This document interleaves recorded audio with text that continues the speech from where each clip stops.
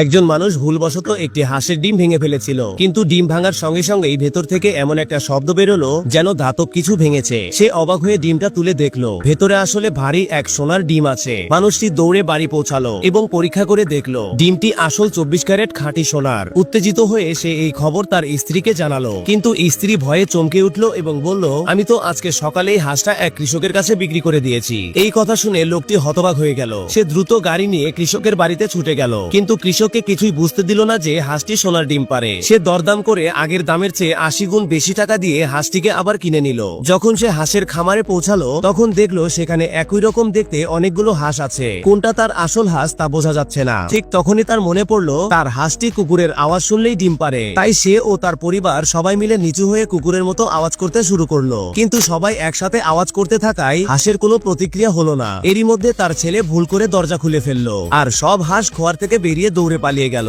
সবাই দৌড়ে হাঁসগুলো ধরার চেষ্টা করতে লাগলো। এই হট্টগোলে লোকটি পিছলে পড়ে গেল আর কৃষকও রেগে গেল। ঠিক তখনই দেখা গেল এক হাঁস ছেলেটির পিছু পিছু একইভাবে হাঁটছে। লোকটি সন্দেহ করলো এটাই তার আসল হাঁস। নিশ্চিত হওয়ার জন্য সে আবার কুকুরের আওয়াজ করলো। এইবার সেই হাঁসটি সত্যিই একটা ডিম পারলো আর সেই ডিমের ভেতর থেকে সোনা বেরোলো। ডিমটির ওজন ছিল প্রায় 1 কেজি। তারা ভাবলো যদি এই হাঁস প্রতি ঘন্টায় একটা করে ডিম দেয় তাহলে দিনে কতগুলো সোনার ডিম জমবে, আমরা তো অচিরেই ধনী হয়ে যাব।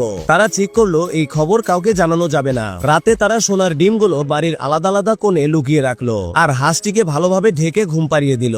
স্ত্রী মজা করে বলল, এত যত্ন তো তুমি ঘরের কাউকেই করো না। পরের দিন সকালে ব্যাংক থেকে ঋণ পরিশোধের নোটিশ এলো। মনে কষ্ট নিয়ে স্ত্রী একটি সোনার ডিম নিয়ে ব্যাংকে গেল, কিন্তু ব্যাংক সেই সোনা নিতে অস্বীকার করলো। তাই বাধ্য হয়ে সে বাজারে গিয়ে সোনার ডিম বিক্রি করে নগদ টাকা নিয়ে এলো। বাড়ি ফিরে এলে স্বামী রেগে গেল। তার মনে হলো এই খবর যদি বাইরে ছড়িয়ে যায় তাহলে বিপদ হতে পারে। তাদের এক বন্ধু পরামর্শ দিল, কেউ বিশ্বাসই করবে না যে একটা হাঁস সোনার ডিম দেয়। তাই স্বামী স্ত্রী সিদ্ধান্ত নিলেন সোনার ডিমগুলো একসাথে না বিক্রি করে আলাদা আলাদা দোকানে বিক্রি করবেন। কিন্তু বাজারে হঠাৎ সোনার মতো ডিমের সংখ্যা বাড়তে লাগলো। ফলে সরকারের সন্দেহ হলো। একজন সহকারী এজেন্ট তাদের বাড়ির নজরদারি শুরু করলো। সে দেখলো তারা হাঁসের সামনে কুকুরের মতো আওয়াজ করছে। এজেন্ট তাদের ছেলেকে বন্ধুত্ব করে হাঁসটিকে দেখতে চাইলো। তারপর নিজেও কুকুরের মতো আওয়াজ করে হাঁসের কাছ থেকে একটি ডিম বের করালো। যখন সে এই ডিম ভাঙতে গেল স্ত্রী তাকে তাড়াতাড়ি থামিয়ে দিল।